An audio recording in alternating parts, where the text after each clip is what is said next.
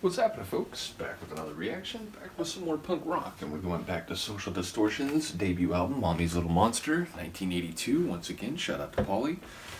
And the next tune is the title track. So, yeah, I've been thinking about the title of the album since I started going through it. I suppose this could be a literal, direct story in terms of the story of someone perhaps from a suburban environment who becomes, something that is normally seen as monstrous in that environment. Someone who,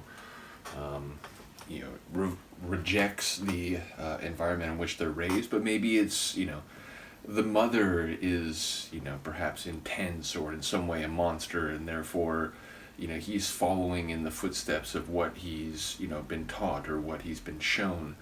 Either way, I do have the lyrics here, so after we go through it, and based on whatever I can catch on the listen, I will then confirm or disconfirm with the lyric sheet. Although again, I do remember now that the print is small and it's been a challenge, but we'll see what we can find. In any case, this is Mommy's Little Monster from the album of the same name, 1982, by Social Distortion.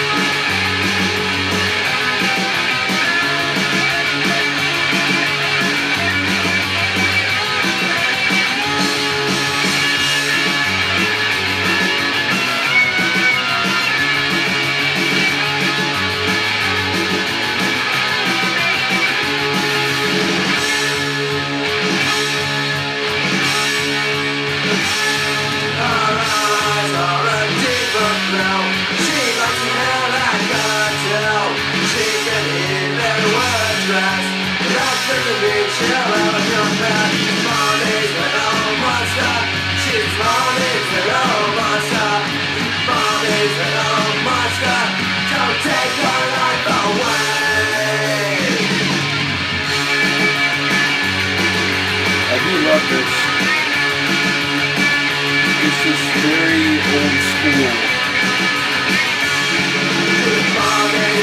Reminds me of the really bad words and stuff.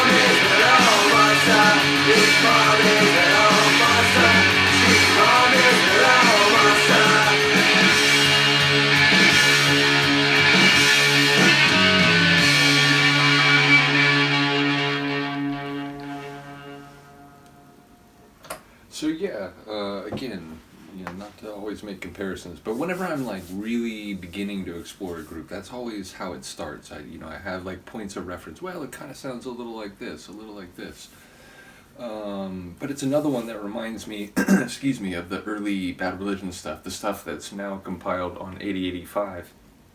And yeah, it sounds, at first, it sounded like both things that I talked about in advance, that he dropped out of school and he doesn't want to be a doctor, and so maybe he was supposed to be like a normal person in the world of American suburbia and so on, but ultimately went off that track pretty early, didn't want to be part of it, wasn't interested in what he's supposed to be doing.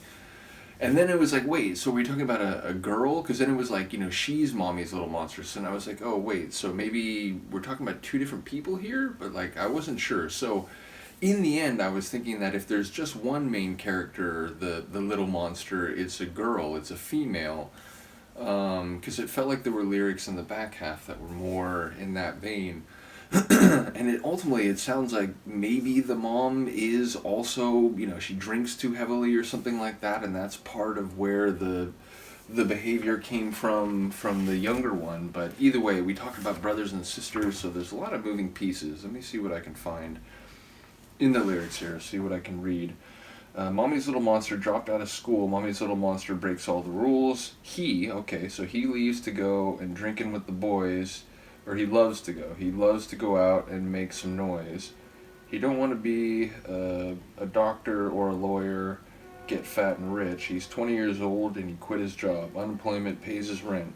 His brothers and sisters have tasted sweet success. I didn't hear that line, but I knew what the essence of it was. That he was the one that didn't do what he was supposed to do, whereas the others like, yeah, look, they're successful. They're doing what they're supposed to do. His parents condemn him, say his life's a mess. He's Mommy's little monster. He's not afraid to admit it. He's Mommy's little monster. Don't wake him in a fit. Okay, so there is two characters, because I can see below the chorus it is a she. But Mommy's little monster shouts methadone. Mommy's little monster had sex at 15. She left home for the street. She couldn't deal with all that heat. She has fun with the boys in the band. In her eyes, it will never end. Her dad asked what happened to her face. It could have happened in any place. Her eyes are deeper blue. She likes her hair that color too. She can even wear a dress. That doesn't mean she'll ever confess. And then she's Mommy's little monster, and then in all caps, don't take her life away. I did notice the end of that chorus was very intense. So yeah, we're talking about two different types of little monsters, I suppose, and I suppose the behavior could be seen as similar. But yeah, it speaks to, the complicated way in which sometimes you really do feel justified and are justified in breaking out of the expectations that are, heaped upon you from childhood, where it's like, your parents have an idea, he's going to go to college and he's going to do this kind of job. He's going to be a doctor or a lawyer or a teacher and so on. And, when I was growing up, I did well on standardized tests. I did well in school. And so eventually I felt those kind of expectations of like, well, you got to follow in the footsteps of your parents and, get degrees and, do important things. And, in my 20s, I was like, I basically was putting college on hold and just going to techno parties and mixing at techno parties and, spending my time going to record stores and so on. And my parents were sort of like, what the heck? But it's also a complicated thing because sometimes, when you're young, you really want to like stake out like, hey, I'm not following anyone's rules, and like society says I can't do this or I can't smoke this, or it's like whatever, I'm gonna, I do what I do and I'm gonna learn about the world whatever anyone says, my parents, school, the laws, or whatever. And I think that's in many cases justified, but at the same time those kinds of decisions and behaviors have consequences. So over time, And as you get older, it's like, oh man, like I still support, the attitude and the ethos I had, but maybe I would do things a little bit differently. Maybe I'd be a little more careful with the decisions I make. It's too late now, but ultimately that's why the like, do as I say, not as I do thing, I think carries a little bit of legitimacy, even if you can criticize someone for being a bit hypocritical. And it's the idea that, like, yeah, I thought as you did, but I'm now wise enough to know that if you're only thinking that, you may end up, doing things that are ultimately, like, self-harmful, which, could cause problems for you in a more significant way than, maybe your attempt to be counterculture would support or would justify. So I think it's a song that gets at that complicated terrain of, staking out your own way, but maybe, not recognizing that there are paths there, because perhaps in some ways it's not, bad to be successful. It's, in the song, it's like brothers and sisters were successful. It's sort of referenced neutrally. There's no real, like, judgment there. But I think the implication is that the son, the bad mommy's little monster in the male version is sort of like, well, I'm not going to be like that. You can't just put those expectations on me. So there's like a negative view towards, like, oh, they just went the traditional route or whatever. But again, like, I think there's a balance between all of those things. So, sometimes doing things a bit more by the book, if you will, I don't think is to be condemned, or I don't think it's like unpunk rock. Which again, like, I was talking about this in another reaction recently. Jello Biafra has talked about, like, putting on a suit when he goes to talk to, like, normal people and to try to, represent punk in a way where, like, he's advocating for the legitimacy of punk rock as an art form and so on. And, there's been other people in the punk world who have, like, criticized him. It's like, oh, well, look at you in your suit, like, you're a sellout, whatever. And his argument is, hey, man, like, if people are willing to listen to me about punk rock, whereas if I, had spiked bracelets on and a big mohawk and I, just looked crazy to them, they'd probably like, oh, I'm not even talking to this guy. Or if he does talk to me, I'm not listening to anything he says.